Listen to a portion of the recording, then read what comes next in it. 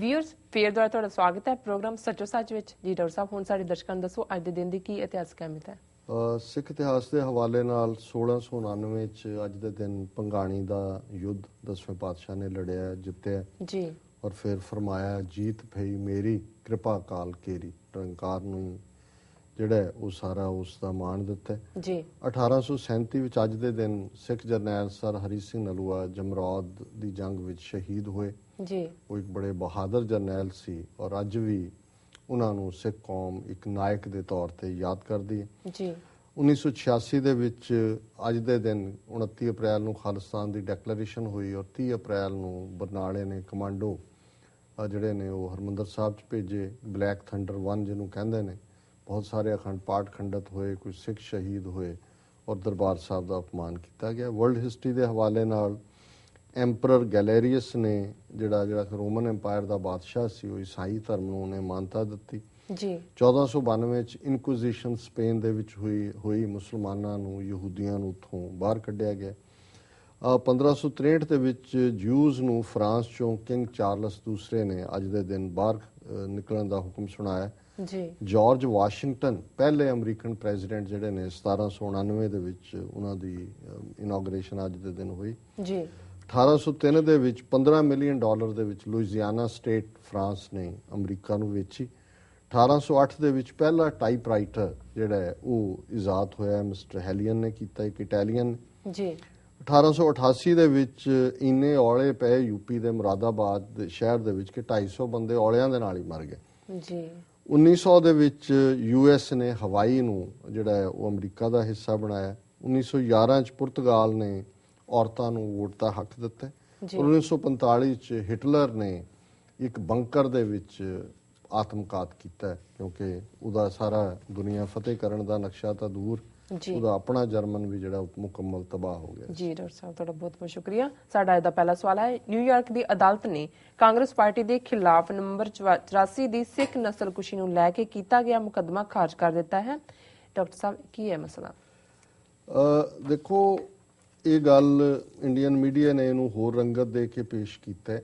ਅਸੀਂ ਹਮੇਸ਼ਾ Sikhs for justice ਨੂੰ ਮੁਬਾਰਕਬਾਦ ਦਿੰਦੇ, ਅੱਜ ਵੀ ਦਿੰਦੇ ਕਿ ਉਹਨਾਂ ਨੇ ਇਹ ਜਿਹੜਾ ਮੁੱਦਾ ਸੀ ਨਵੰਬਰ 84 ਦੀ ਸਿੱਖ ਨਸਲਕੁਸ਼ੀ ਦਾ, ਉਹਨੂੰ ਸਿਰਫ ਪੋਲੀਟੀਕਲੀ ਅਲਾਈਵ ਨਹੀਂ ਕੀਤਾ ਜੀ।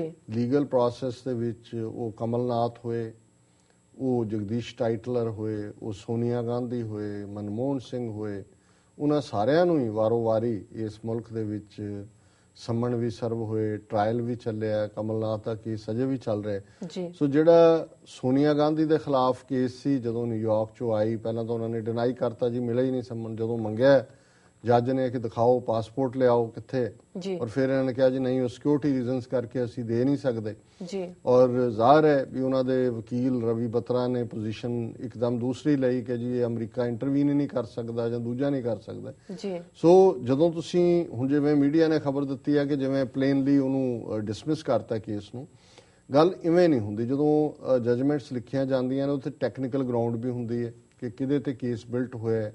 ਉਹਦੇ ਲਈ ਤੁਹਾਡੇ ਕੋਲ ਅਪੀਲ ਦਾ ਵੀ ਹੁੰਦਾ ਹੈ ਕਿ ਵੀ ਤੁਸੀਂ ਉਸ ਗਰਾਊਂਡ ਨੂੰ ਇੰਪਰੂਵ ਕਰਦੇ ਹੋ। ਸੋ ਇਸ ਸਾਰੇ ਦੇ ਵਿੱਚ ਜਿਹੜੀ ਅਪੀਲ ਹੈ ਉਹ ਜਿਵੇਂ Sikhs for justice the press release ਕਹਿੰਦੀ ਹੈ, ਉਹ ਅਪੀਲ ਕਰ ਰਹੇ ਨੇ ਜੀ।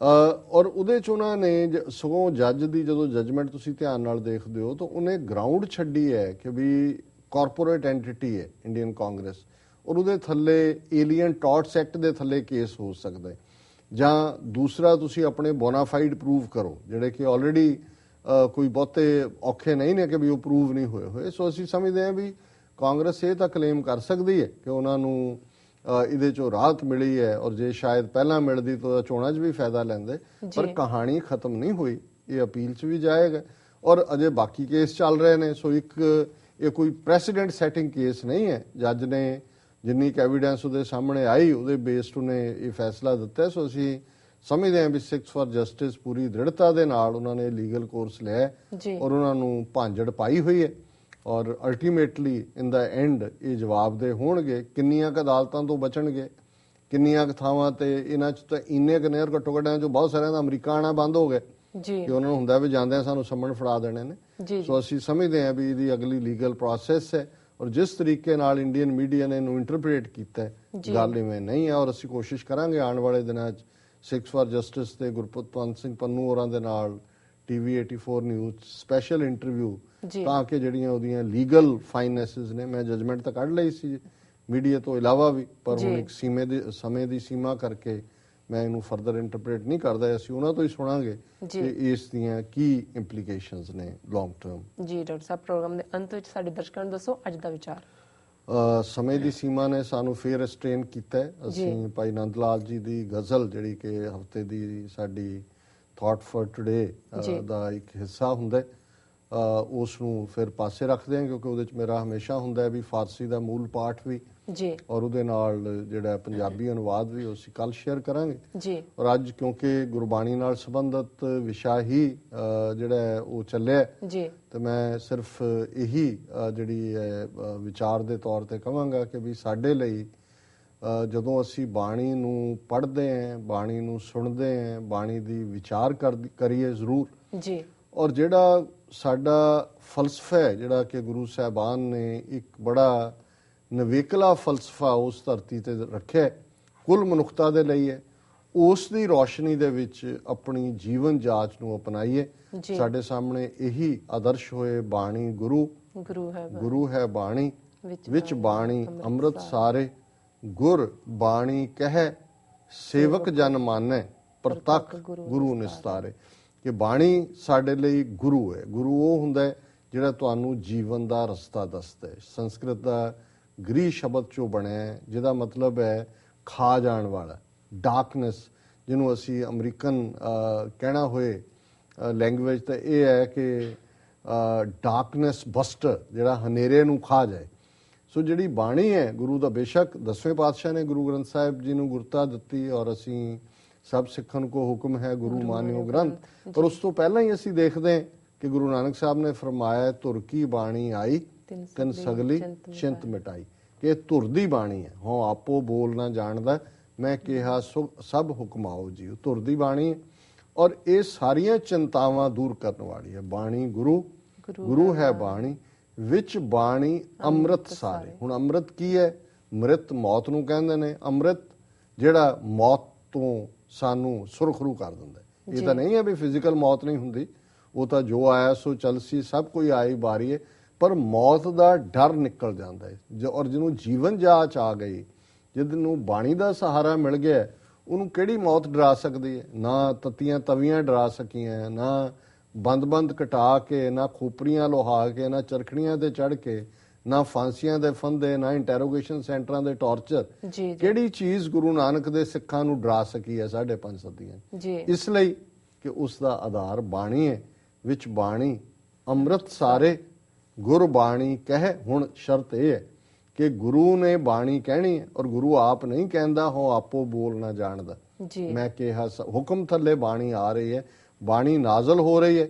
ਗੁਰੂ ਇੱਕ ਵਹੀਕਲ ਨੇ ਜਿਨ੍ਹਾਂ ਰਾਹੀਂ ਉਹ ਬਾਣੀ ਆ ਰਹੀ ਹੈ। ਗੁਰਬਾਣੀ ਕਹਿ ਸੇਵਕ ਜਨ ਮਾਨੈ। ਹੁਣ ਜੇ ਅਸੀਂ ਮੰਨਣਾ ਨਹੀਂ ਹੈ, ਉਹਨੂੰ ਤੋਤਾ ਰਟਨ ਕਰਨਾ, ਫਿਰ ਤਾਂ ਮੰਤਰ ਵੀ ਬੜੇ ਲੋਕ ਪੜ੍ਹਦੇ ਨੇ। ਇਹ ਤੋਤਾ ਰਟਨ ਲਈ ਨਹੀਂ ਹੈ। ਗੁਰਬਾਣੀ ਕਹਿ ਸੇਵਕ ਜਨ ਮਾਨੈ।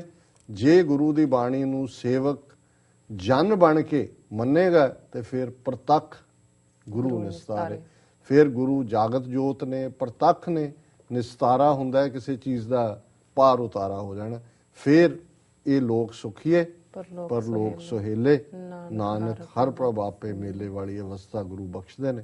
ਸੋ ਇਹੀ ਅੱਜ ਦੀ ਵਿਚਾਰ ਹੈ। ਜੀ ਡਾਕਟਰ ਸਾਹਿਬ, ਤੁਹਾਡਾ ਬਹੁਤ ਬਹੁਤ ਸ਼ੁਕਰੀਆ, ਤੁਸੀਂ ਅੱਜ ਦਾ ਵਿਚਾਰ ਸਾਡੇ ਦਰਸ਼ਕਾਂ ਨਾਲ ਸਾਂਝਾ ਕੀਤਾ। ਵਿਊਅਰਸ, ਤੁਹਾਡਾ ਵੀ ਬਹੁਤ ਬਹੁਤ ਸ਼ੁਕਰੀਆ, ਤੁਸੀਂ ਆਪਣੇ ਕੀਮਤੀ ਸਮੇਂ ਵਿੱਚ ਸਮਾਂ ਕੱਢ ਕੇ ਸਾਨੂੰ ਆਪਣੀ ਰਾਏ ਤੇ ਸੁਝਾਅ ਭੇਜੇ, ਤੇ ਇਸ ਤਰ੍ਹਾਂ ਭੇਜਦੇ ਰਹਿਣਾ ਸਾਡੇ ਇਸ ਪਤੇ ਤੇ sos@tv84.tv ਤੇ।